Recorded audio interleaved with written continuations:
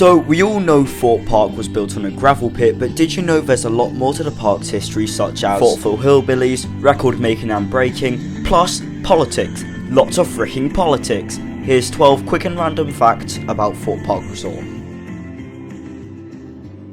When the construction of a Swarm, or LC-12 back then, had begun, many rumours circulated around what the ride could be. In fact, for quite some time, many thought the Swarm was going to be the first 4D roller coaster manufactured by B&M. Funnily enough, Thorpe Park had taken this concept into consideration, and for quite some time, the idea of a 4D coaster by B&M seemed appealing. After all, Merlin are always trying to add record breakers to their parks, but the price of commissioning this ride model at the time proved to exceed Thorpe's budget by quite a long shot, resulting in the concept being scrapped in favour of a standard model similar to the likes of Raptor and Gatekeeper.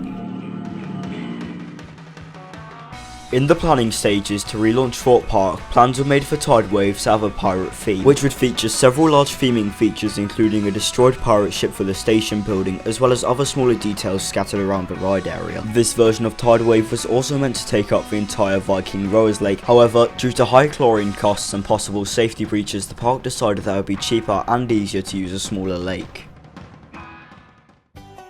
So, you may think Storm Surge is an ugly themeless piece of work, and you're basically right, but its placement has some relevance, allowing the ride to have a rather interesting backstory, which works with the Amity Cove area quite well. Believe it or not, Storm Surge is actually themed to local hillbillies constructing a ride that takes advantage of the tidal wave water that is flooding Amity Cove, and when you think about it, this adds up quite well, especially when you consider the original concept art and music that used to play near the ride when it opened in 2010. In order to celebrate Rag Week in 2004, Thorpe Park decided that they would set the world record for the most naked people on a roller coaster. The following record would have been set and completed on Nemesis Inferno, the park's B&M inverted coaster, and Thorpe Park held the record for 6 years, until Adventure Island in Essex would beat the record with 102 naked people on green screen their family coaster in order to raise some money for charity. But if you're still curious about the original record holder, the record certificate can be found outside the Nemesis Inferno up cabin, so be sure to look out for it when you next ride the coaster.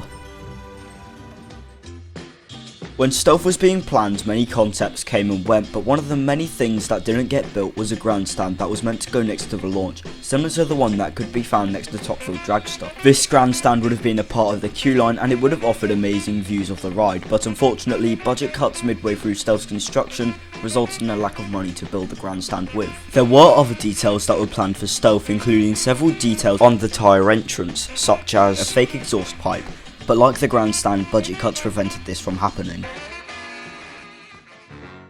From 2010 to 2012, there was a game show that used to be hosted at Thorpe Park named Scream If You Know The Answer. The show was hosted by Duncan James, and the games played on the show consisted of simple general knowledge questions, but there was a bit of a catch. Contestants would have to answer these questions whilst on the rides at Thorpe Park Resort. India. In which board game would you move around the board with a dog, a car and a... Monopoly. Who is the current president of the United States? Barack Obama.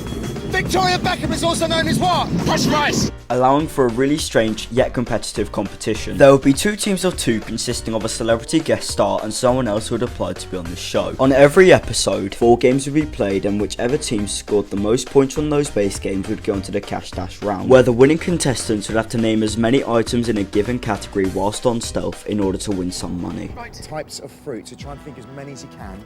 Yep. Good luck. Banana, apple, pear, mango, pineapple, strawberry, plum, orange, satsuma, guacamole, guava, strawberry.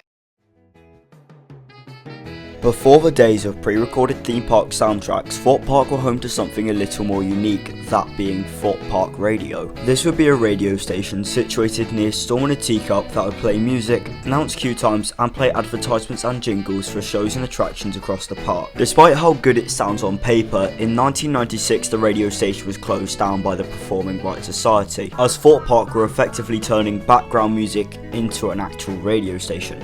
Consequently, rights to certain songs and license fees also proved to be expensive, and since its closure, Thorpe Park felt no need to maintain it. The park did try bringing back a radio station of some description by implementing a broadcasting unit in the Stealth Plaza, which would only play songs in the Amity Speedway, but it seems to have been abandoned for quite some time now.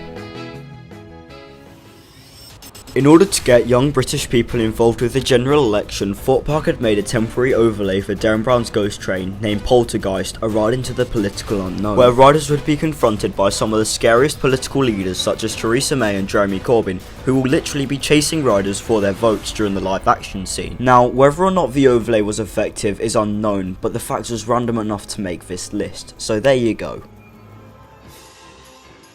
When planning their 2009 edition, Thorpe Park had considered many ideas, including a GCR wooden roller coaster which would have interacted with some of the rides in Old Town, including Loggers Leap and the Canada Creek Railway. Notable features of this roller coaster would have included a station flyby, and the tunnel in Loggers Leap was meant to be reconstructed so the coaster could share the tunnel with a log flume. Initially, the plans were scrapped in favour of a Gertzlauer Eurofighter, but Merlin still continued to plan wooden roller coasters. In fact, there was meant to be one at Alton Towers in the Dark Forest area, but instead we got 13.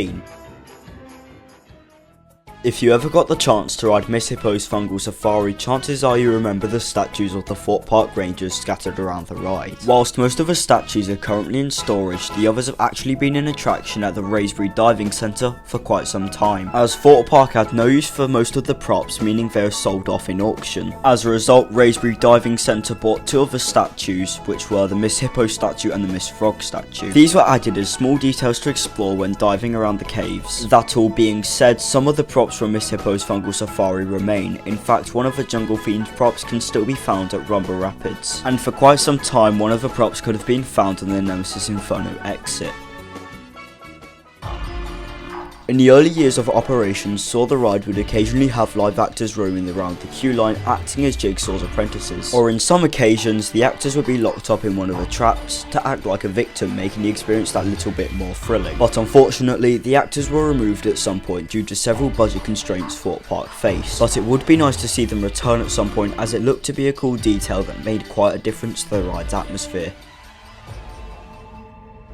During early stages of Thorpe Park's redevelopment plan, both Nemesis Inferno and Colossus were planned to be launch coasters. Colossus would have been manufactured by B&M, and it would have had a layout and launch system inspired by the Incredible Hulk coaster located at Universal Islands of Adventure. But unfortunately, the plans for a B&M launch coaster were scrapped by Thorpe Park for some reason. After the successful opening of Colossus, Thorpe Park had invested enough money to build another coaster a year later, which would be Nemesis Inferno, a B&M inverted coaster. But very little people know that the plans for Nemesis Inferno originally consisted of a Vekoma launch coaster, similar to the likes of Express Platform 13 located at Wallaby Holland. If the idea of an LIM launch coaster were to happen, Mr. Rabbit's Tropical Travels could have remained at the park, due to how small the ride footprint was for the Vekoma launch coaster, but obviously the Thorpe Park fire happened, destroying Mr. Rabbit's Tropical Travels. So that's the end of the list. Thank you so much for watching this video. I hope you did learn something from it, and if you didn't, well, I'm sorry. But if you did enjoy the video, be sure to like, comment and subscribe if you want to see more videos similar to this in the future.